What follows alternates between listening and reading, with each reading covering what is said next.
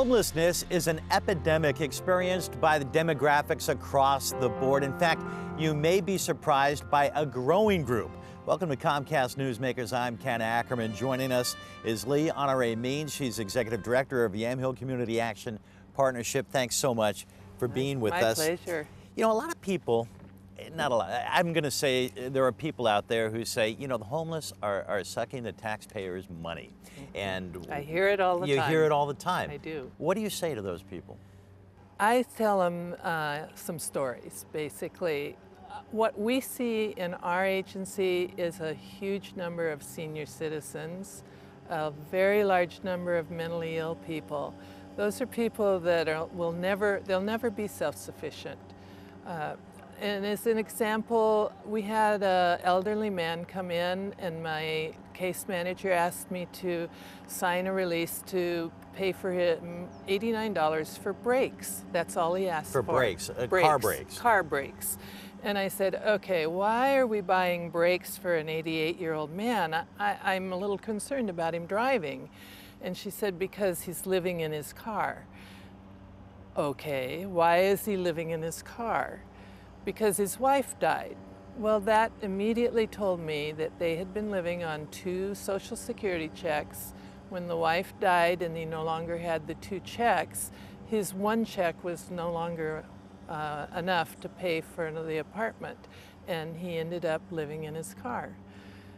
88 years old, worked hard all his life, and too proud to tell people or ask for anything more than brakes. And when it comes to the elderly, it's not an uncommon story. No, it's not.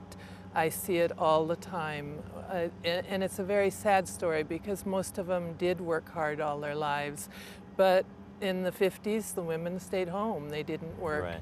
And then when they did go to work, they found jobs as receptionists or waitresses, lower paying jobs that didn't have much Social Security. The lower Social Security that we see coming in is usually around $650.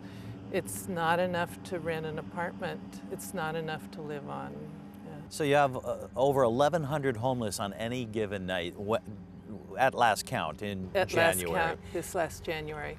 Close to half are kids under 18. 43% Kids of under the ones 18. that we counted. How is this cycle broken?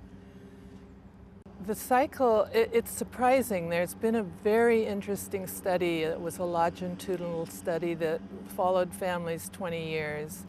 And one group of family had an influx of about $6,000 a year. That's not a lot of money when you're below the poverty line. $6,000 for the year is not a lot of money.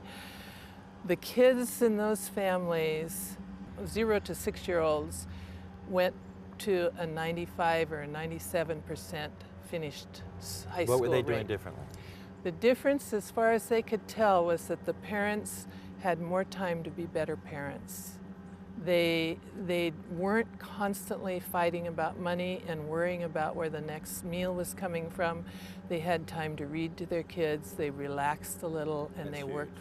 It's huge. Right. It's one of the most important pieces, the parenting and the parents supporting the children at a young age.